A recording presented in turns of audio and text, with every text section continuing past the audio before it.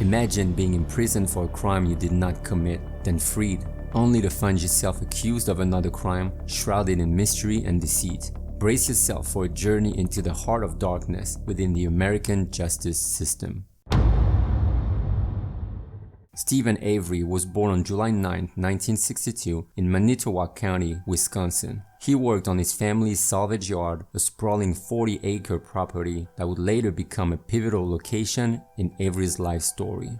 From an early age, Avery's life was marked by brushes with the law, setting a pattern that would escalate into more severe legal challenges. In 1981, Avery's first significant legal trouble arose from a burglary conviction related to a break-in at a local bar, for which he served 10 months in prison. In 1982, Avery's troubling behavior escalated when he was convicted of animal cruelty after an incident involving the burning of a cat, an act that shocked the community and raised serious concerns about his capacity for violence. However, it was the 1985 incident involving Avery's cousin, Sandra Morris, that significantly impacted his life and set the stage for his infamous legal saga. Avery ran Morris's car off the road and confronted her at gunpoint, an act of retaliation against her spreading rumors about him masturbating on the front lawn. This confrontation led to Avery's arrest and conviction for endangering safety while displaying a depraved mind, resulting in a 6-year prison sentence. These early legal troubles paint a picture of a man struggling with societal norms, engaging in increasingly dangerous behaviors, and facing the consequences in a legal system that would soon play a much more significant role in his life.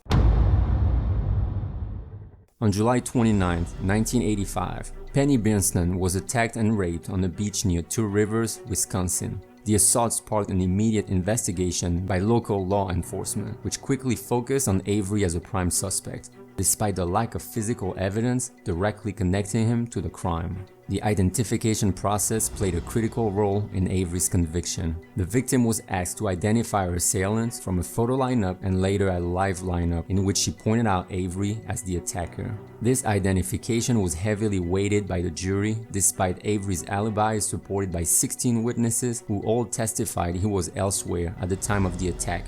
Further complicating the matter, a single hair was recovered from a shirt belonging to Avery, which a forensic expert testified was consistent with Bernstein's, a piece of evidence later called into question by advancements in DNA technology. In December 1985, Avery was convicted of rape and attempted murder and sentenced to 32 years in prison. For years, Avery maintained his innocence, and his case caught the attention of the Wisconsin Innocence Project. In 2002, this succeeded in obtaining a court order for DNA testing of the evidence collected in the 1985 case.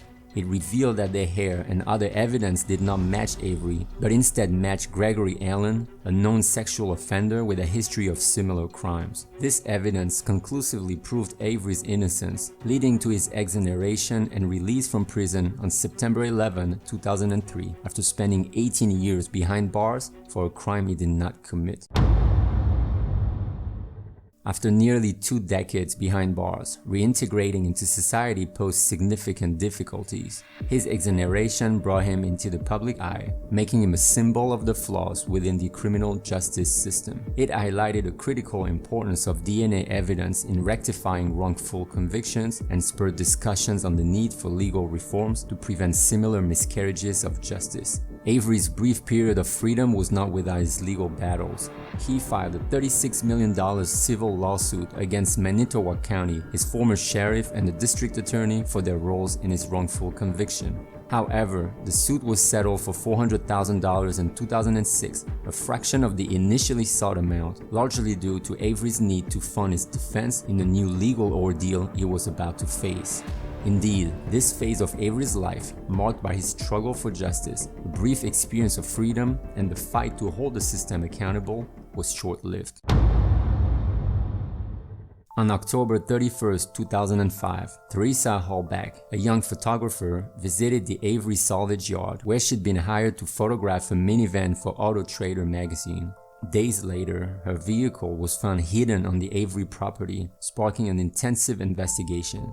Key pieces of evidence, including Avery's blood found in Halbach's car and Halbach's remains discovered in a burned pit near Avery's trailer, pointed to Avery as the primary suspect. On November 11, 2005, Avery was arrested and charged with the murder of Teresa Halbach, along with kidnapping, sexual assault, and mutilation of a corpse. Avery stood trial in Calumet County in March 2007.